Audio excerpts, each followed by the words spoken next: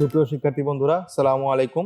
আমরা আলোচনা করছিলাম পরিমিতি নিয়ে। পরিমিতির আজকে সর্বশেষ লেকচার। আমরা আজকে 16.4-এর কিছু গাণিতিক উদাহরণ নিয়ে আলোচনা করব। আমরা গত লেকচারে আয়তাকার ঘনবস্তু, ঘনক এবং সমবৃত্ত ভূমিক ব্যালন এগুলোর থিওরি দেখেছিলাম এবং সেই রিলেটেড বেশ সিম্পল কয়েকটা এক্সাম্পল দেখেছি।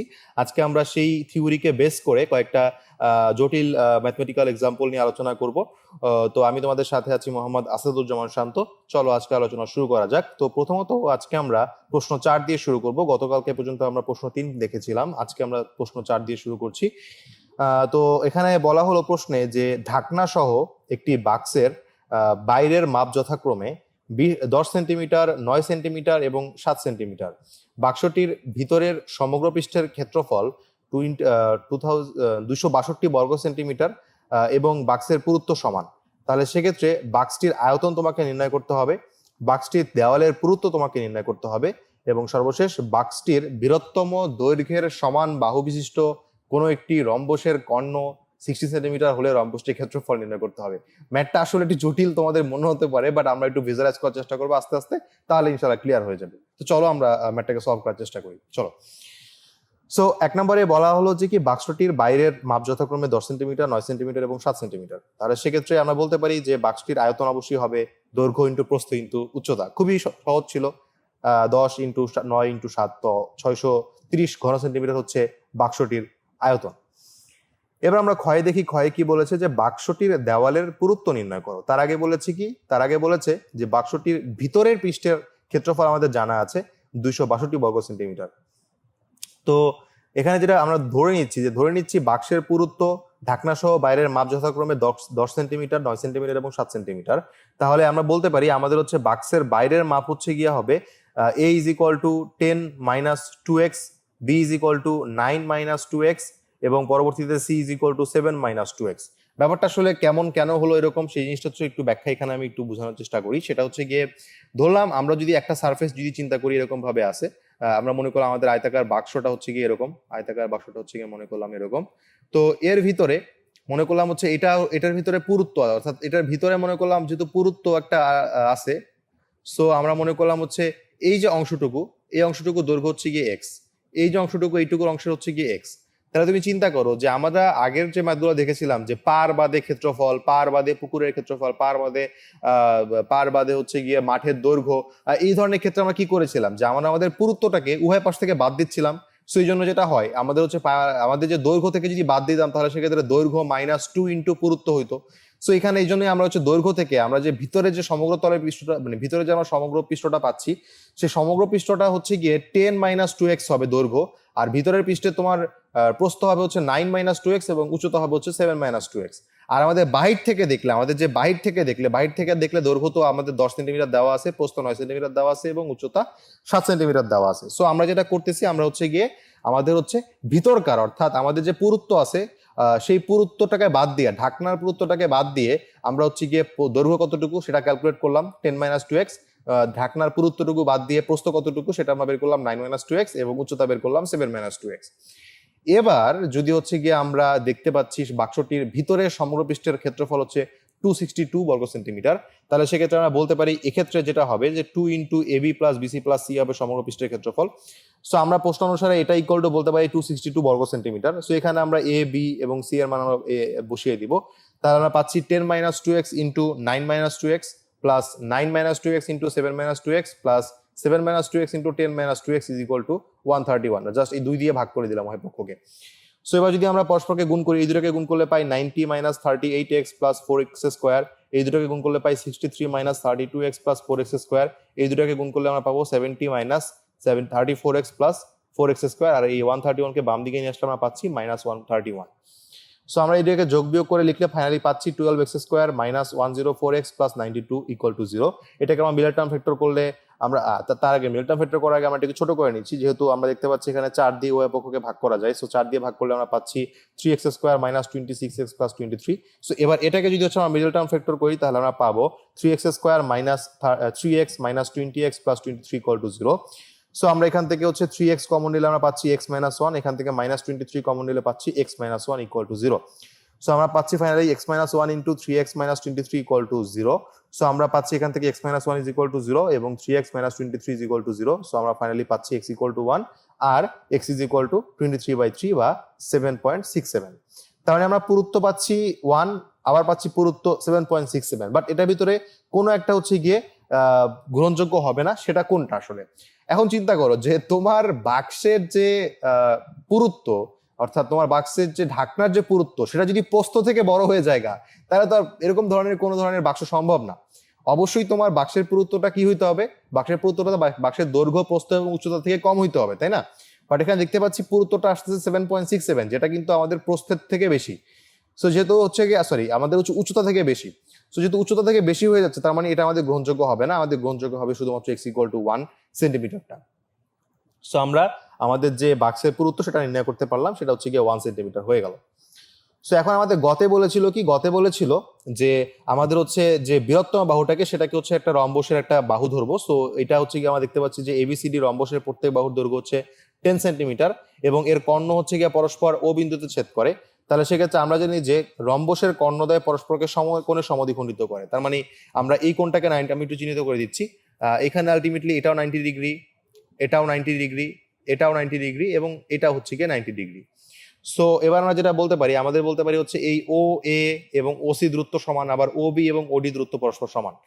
তাহলে আমরা যদি বলি যে ও এ ও বি একটা সমকোণী ত্রিভুজ, অর্থাৎ এ ও বি, অর্থাৎ এই যে ত্রিভুজটা আমরা এখন দেখতে পাচ্ছি, এই ত্রিভুজে এটা যদি 90 ডিগ্রি হয়, তাহলে এটা হচ্ছে কি অতিভুজ। তাহলে এই অতিভুজের দৈর্ঘ্য কত হবে? 10 সেন্টিমিটার। কারণ বলা আছে যে আমাদের বৃহত্তম বাহুকে একটা রম্বস, মানে বৃহত্তম বাহুটাকে আমরা রম্বসের একটা বাহু ধরবো। সো এখন আমরা যেটা করতে পারি, আমরা হচ্ছে গিয়ে এখানে বলতে পারি যে AB square equal to 10 square is equal to 36 plus 64 আমরা ভেঙে ফেললাম।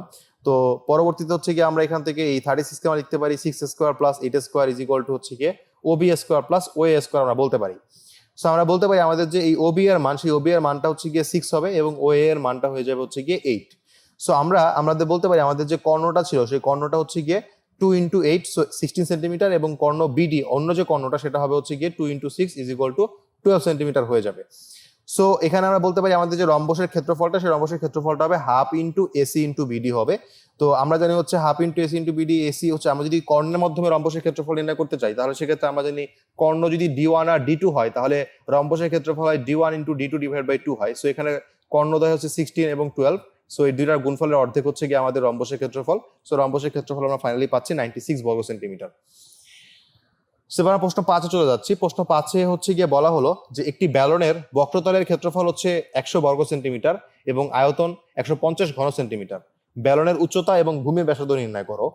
তো প্রথমত আমরা দেখতে পাচ্ছি, আমরা ধরে নিচ্ছি আমাদের এই ব্যালনের উচ্চতা হচ্ছে গিয়ে h এবং আমাদের এই ব্যালনের হচ্ছে ব্যাসার্ধ হচ্ছে গিয়ে 8 সেন্টিমিটার। তাহলে সেক্ষেত্রে আমরা মনে করি আমাদের হচ্ছে এই জিনিসগুলো আমরা একটু বলে নিলাম যে ব্যালনের উচ্চতা আমরা ধরে নিচ্ছি h এবং হচ্ছে ভূমির ব্যাসার্ধ ধরে নিচ্ছি আমরা 8 সেন্টিমিটার। তাহলে আমরা যদি এবার বক্রতলের ক্ষেত্রফলটাকে চিন্তা করি, আমরা জানি একটা বক্রতলের ক্ষেত্রফল হচ্ছে এখানকার হচ্ছে 2 পাই আর এস হয়। সো 2 পাই আর এস যদি হচ্ছে আমরা এখানে লিখতে চাই, তাহলে সেক্ষেত্রে আমরা জানি যে ব্যালনের বক্রতলের ক্ষেত্রফল হচ্ছে ভূমির পরিধি ইনটু উচ্চতা। সো আমরা 2 পাই আর এস পাই। So 2 pi R S is equal to কিন্তু আমরা 100 বর্গ কিন্তু আমরা বলতে পারি। সো আবার হচ্ছে গিয়ে আমাদের এখানে ব্যালনের আয়তন সমান আমরা সবাই জানি কি pi R square H. So pi R square H equal to আমরা 150 ঘন সেন্টিমিটার কিন্তু বলতে পারি, তাই না? তাহলে এই দুটো যদি আমরা দুটো ইকুয়েশন ধরি, অর্থাৎ 2 pi R S is equal to 100 এবং pi R square H is equal to যদি 150 পাই, তাহলে আমাদের দেখতে পাচ্ছি আমাদের এখানে আননোন হচ্ছে আর এবং এইচ, দুইটা আননোন, আমাদের ইকুয়েশন হচ্ছে দুইটা। সো আমরা সবাই জানি যদি আননোন দুইটা মান বের করার জন্য আমাদের দুইটা ইকুয়েশনই যথেষ্ট হয়। সো এই জন্য হচ্ছে কি আমরা এখানে এই দুটো ইকুয়েশনকে সলভ করলে আমরা আর এবং এইচ এর মান পেয়ে যাবো। সো 2 নম্বর সমীকরণকে যদি আমরা 1 নম্বর সমীকরণ দিয়ে ভাগ করি, তাহলে আমরা পাচ্ছি pi R square H divide by 2 pi R H is equal to 150 divide by 100। So এখানকার আর এইচ আর এইচ কাটা যাবে, এখানকার পাই আর পাই কাটা যাবে, আর একটা আর থাকবে। সো আর এখানে নিচে 2 থাকে, আর 100 দিয়ে 150কে ভাগ করলে হচ্ছে গিয়ে 1.5 পাই। So 1.5 into 2। সো আমরা ফাইনালি আর এর ভ্যালু পাচ্ছি 3 সেন্টিমিটার। অর্থাৎ আমাদের যে সমবৃত্তভূমিক ব্যালনটা, সেই ব্যালনটার হচ্ছে ভূমির ব্যাসার্ধ হচ্ছে 3 সেন্টিমিটার। সো এবার হচ্ছে গিয়ে আমরা 1 নম্বরে যদি আর এর মান বসাই দিই, তাহলে সেক্ষেত্রে আমরা কিন্তু এইচ এর মানটা পেয়ে যাবো। 1 নম্বরে আমরা আর এর জায়গায় 3 বসালাম। So 2 pi into 3 into H is equal to 100 হলো। So H is equal two হচ্ছে আমরা বলতে পারবো, আমরা finally H is equal two বলতে পারবো 100 ডিভাইড বাই 2 পাই 3, অর্থাৎ 6 ইন্টু 3.1416। সো ফাইনালি আমরা এটার উচ্চতা বলতে পারবো 5.305 সেন্টিমিটার প্রায়। অর্থাৎ আমরা ফাইনালি পাচ্ছি আমাদের যে উচ্চতাটা সেটা হচ্ছে 5.305 সেন্টিমিটার এবং আমাদের যে ব্যাসার্ধ সেটা পাচ্ছি হচ্ছে গিয়ে কত, 3 সেন্টিমিটার। তো এবার আমরা পরবর্তী ম্যাথে চলে যাচ্ছি। পরবর্তী ম্যাথে বলা হলো যে একটি লোহার, এটা খুবই ইম্পর্টেন্ট একটা ম্যাথ, সবাই একটু মনোযোগ দেওয়ার চেষ্টা করবে। একটি লোহার পাইপের ভেতরের এবং বাইরের ব্যাস যথাক্রমে 12 সেন্টিমিটার এবং 14 সেন্টিমিটার এবং পাইপের উচ্চতা হচ্ছে গিয়ে 5 মিটার। তাহলে তাহলে সেক্ষেত্রে হচ্ছে কি বললো যে 1 ঘন সেন্টিমিটার লোহার ওজন যদি 7.2 গ্রাম হয়, তাহলে পাইপের লোহার ওজন নির্ণয় করো। সো এই জিনিসটাকে আমরা একটু বোঝার চেষ্টা করি, একটু ফিজিক্যালি বোঝার চেষ্টা করি আসলে কি বলেছে। প্রথমে বলা হলো লোহার পাইপের ভিতরের এবং বাইরের ব্যাস যথাক্রমে 12 সেন্টিমিটার এবং 14 সেন্টিমিটার। তাহলে সেক্ষেত্রে আমরা সবাই জানি পাইপের মাঝের অংশটা ফাঁকা থাকে, তার মানে এই যে 12 সেন্টিমিটার ভিতরের যে অংশটা সেটা কিন্তু ফাঁকা। তাহলে লোহা আছে কতটুকু অংশে, এই যে 12 সেন্টিমিটার পরে এবং 14 সেন্টিমিটার আগের যে পশনটুকু, আমি একটু চিহ্নিত করে দিচ্ছি অন্য কালার দিয়ে।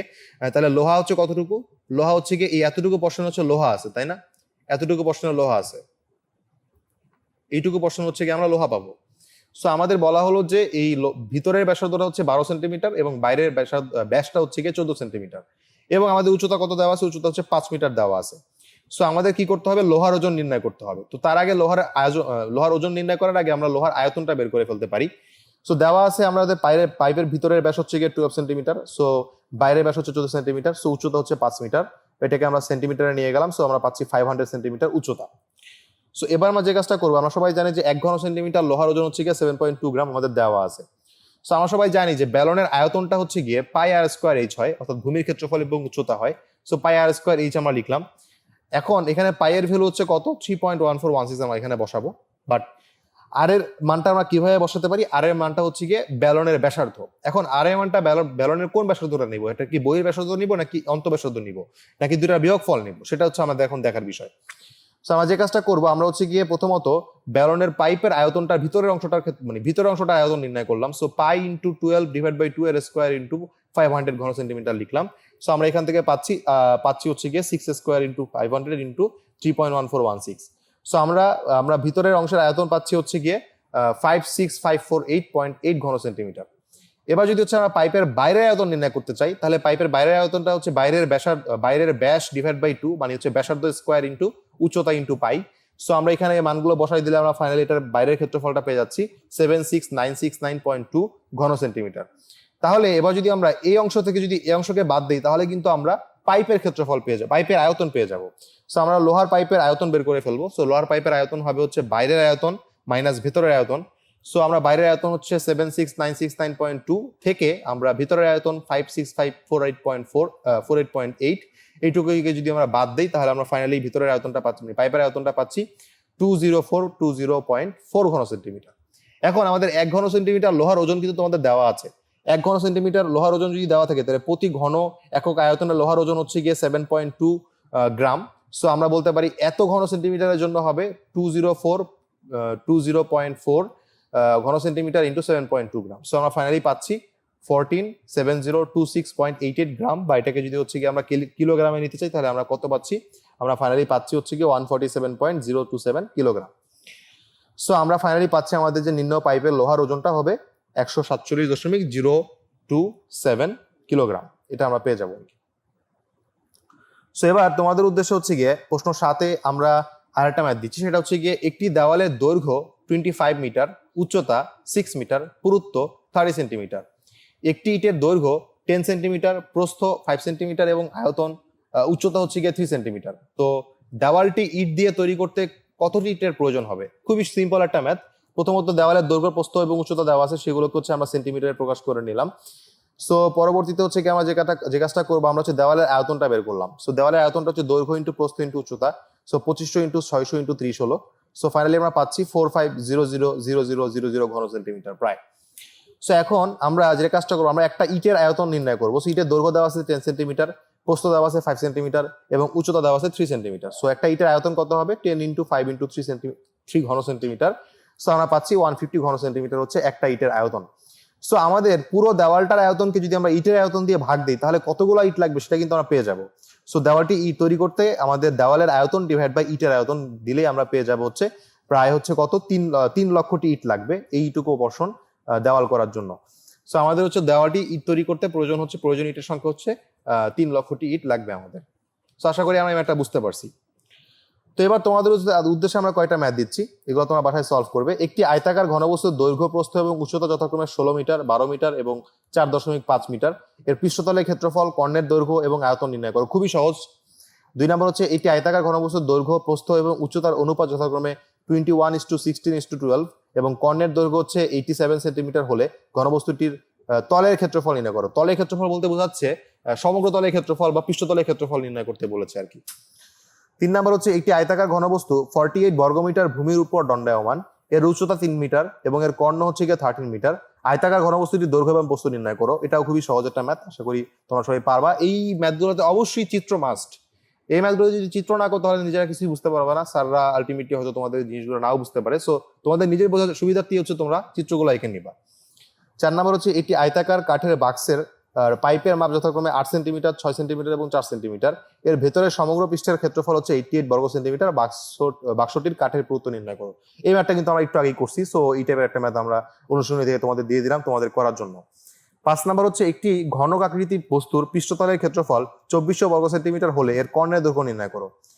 6 নম্বর হচ্ছে একটি সমবৃত্তাকার সিলিন্ডারের বক্রতলের ক্ষেত্রফল দেওয়া আছে 4400 বর্গ সেন্টিমিটার এবং এর উচ্চতা দেওয়া আছে 30 সেন্টিমিটার হলে সমতলের ক্ষেত্রফল নির্ণয় করো। খুবই সহজ, জাস্ট পাই আর স্কোয়ার বক্রতলের ক্ষেত্রফল যদি বসে, সো হবে কি 2 pi R S is equal two 4400 হবে এবং উচ্চতা যেহেতু এইচ দেওয়া আছে, সো এখান থেকে তুমি আর এর মানটা বের করবা। সো আর এর মানটা বের করলে কিন্তু সমতলের ক্ষেত্রফল বের হয়ে যাবে ইজিলি। সো আশা করি সেটা তোমরা করতে পারবা। সো ফার আজকের লেকচার এই পর্যন্তই। তোমাদের সাথে পরবর্তীতে আমাদের নতুন অধ্যায় শুরু হবে, সেই নতুন অধ্যায়ে তোমাদের সাথে আলোচনা শুরু করবো। অর্থাৎ নতুন অধ্যায়টা হচ্ছে সিরিজ নিয়ে আমরা আমাদের আলোচনা শুরু করবো, অর্থাৎ 13.1 13.2 আমরা শুরু করবো। তো সেই ভিডিও দেখার আমন্ত্রণ জানিয়ে আমরা এখানে শেষ করছি। ধন্যবাদ সবাইকে।